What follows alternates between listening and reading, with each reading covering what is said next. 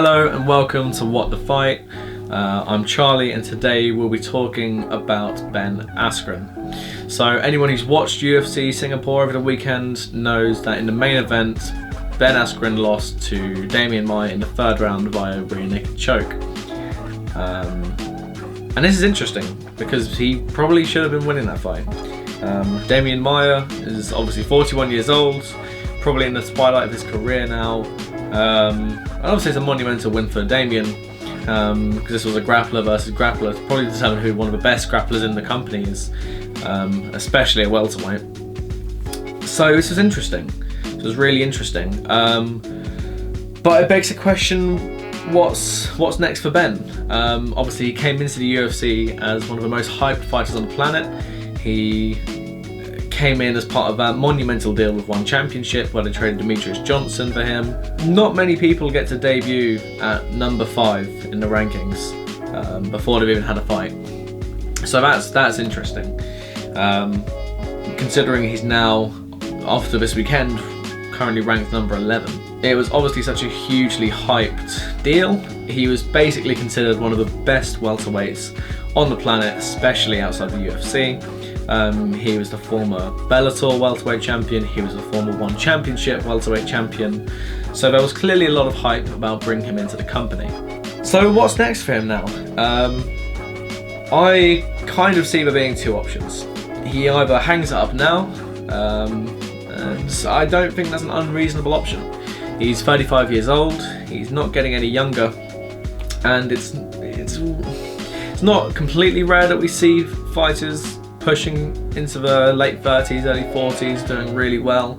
Only a few examples spring to mind, really. You have people like Randy Couture, who was in his 40s when he was winning titles. Daniel Cormier is obviously a big example, but you see my point in that it's not your everyday occurrence. So retirement could be on the cards, and I wouldn't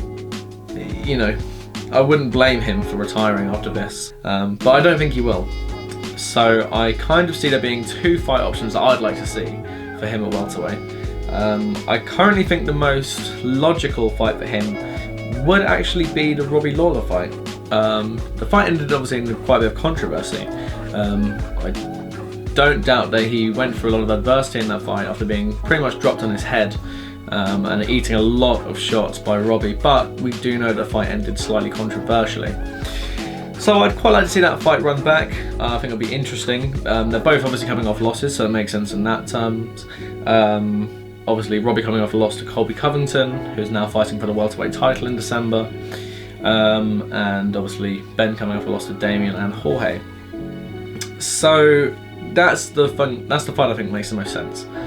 The second fight I'd like to see that makes a little less sense, but I think still makes sense, would be Ben versus Leon Edwards. Why do I think that makes sense? I think it makes sense first of all because of their rankings. I think they're similar. Like off the top of my head, I can't remember where Leon stands in the rankings right now, but he's not too far off where Ben is. So it makes sense in that sense. But I think the reason why the fight's so interesting is that there's a story to tell there. They both want to get their hands on Jorge Masvidal, and obviously this plays in how Jorge does against Nate Diaz, because if he wins he's probably going to go on for a title shot. I think it would be unreasonable to say that the winner of that fight isn't going on for a title shot, but I would like to see that fight because the winner should face Jorge. Ben would clearly love to get his hands on Jorge after the vicious 5-second KO, which was more like 3 seconds because it took to the ref for 2 seconds to get in there. But we also have Leon, who pretty much made Jorge famous. Obviously he had the massive knockout over Darren Till in London, which was a huge deal, but Leon was the reason for the free piece in the soda. So I think the fight makes sense because of the rankings, and I think it makes sense because of the story. So those are the two fights I'd quite like to see Ben go into next. At least one of them will definitely make sense. But other than that, I don't really know. I think it's an interesting time for Ben. I don't know if he can recover from this. I think everyone thought that he was probably going to go through Demian Maia relatively easily. So it's an interesting place where he's at in his career right now at 35 years old. As I said, he's not getting any younger. So we'll see what happens for the former one championship welterweight champion. Who do you guys think he should fight? Leave your comments down below. Please give this channel a like. Follow me on Instagram. I'll leave everything down below, and I'll catch you guys next time.